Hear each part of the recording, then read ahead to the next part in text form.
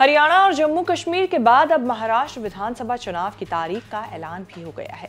महाराष्ट्र में एक चरण में 20 नवंबर को मतदान होगा और मतगणना 23 नवंबर को होगी।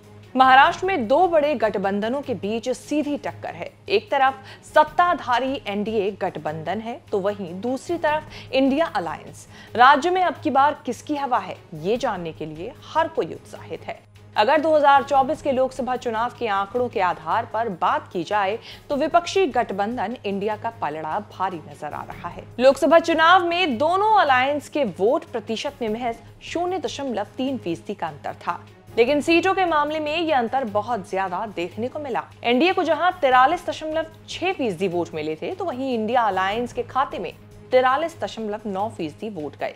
इस हिसाब से एनडीए को 17 सीटों पर जीत मिली तो वहीं इंडिया अलायंस ने 30 सीटों पर जीत हासिल की।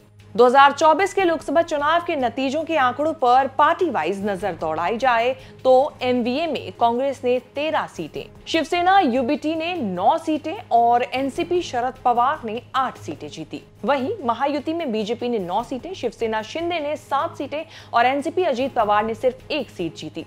उन 15 सीटों में से जहां जीत का अंतर 5% या उससे कम था, एमवीए ने 9 और महायुति ने 6 सीटें जीती। महाराष्ट्र में कुल 48 लोकसभा सीटें हैं। लोकसभा चुनाव के इन आंकड़ों को अगर विधानसभा चुनाव के हिसाब से देखा जाए तो जिन 30 लोकसभा सीटों पर इंडिया अलायंस ने लोकसभा चुनाव में जीत दर्ज की थी, उनमें 153 विधानसभा सीटें आती हैं और एनडीए ने जितनी सीटों पर जीत दर्ज की थी उनमें 126। इस तरह बीजेपी के खाते में 79, शिवसेना शिंदे के खाते में 40, एनसीपी अजीत पवार के खाते में 6 सीटें और सहयोगी दल राष्ट्रीय समाज पक्ष के खाते में 1 सीट आएगी। जबकि दूसरी तरफ इंडिया गठबंधन में कांग्रेस के खाते में 63, शिवसेना यूबीटी के खाते में 57 और एनसीपी शरद पवार को 33 सीटें मिलती हुई दिखाई दे रही हैं। इसके अलावा अन्य के खाते में 9 सीटें जाएंगी। महाराष्ट्र में कुल 288 विधानसभा सीटें हैं।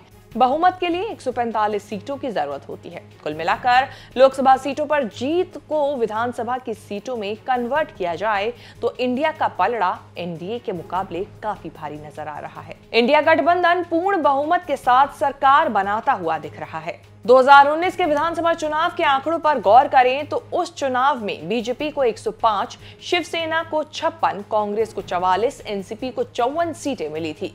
इस चुनाव में बीजेपी को 37%, शिवसेना को 19%, कांग्रेस को 15%, एनसीपी को 18% वोट मिले थे। महाराष्ट्र विधानसभा चुनाव को लेकर तारीखों का ऐलान तो हो गया है, लेकिन अभी किसी भी गठबंधन में सीटों का बंटवारा नहीं हुआ है। इसके बाद टिकटों का बंटवारा होना भी बाकी है। अब मतदान में लगभग 1 महीने का वक्त है। ऐसे में सभी दल जोर शोर से आगे की कवायद में जुटते हुए नजर आएंगे। आपको हमारी ये जानकारी कैसी लगी, कमेंट करके जरूर बताएं। इस तरह की खबरें आगे भी देखने के लिए बने रहें न्यूज तक के साथ ही हमें ये बताना ना भूलें कि इस बार महाराष्ट्र चुनाव में किसको जीत मिलने वाली है। क्या आपकी राय है, हमें कमेंट करके जरूर बताएं।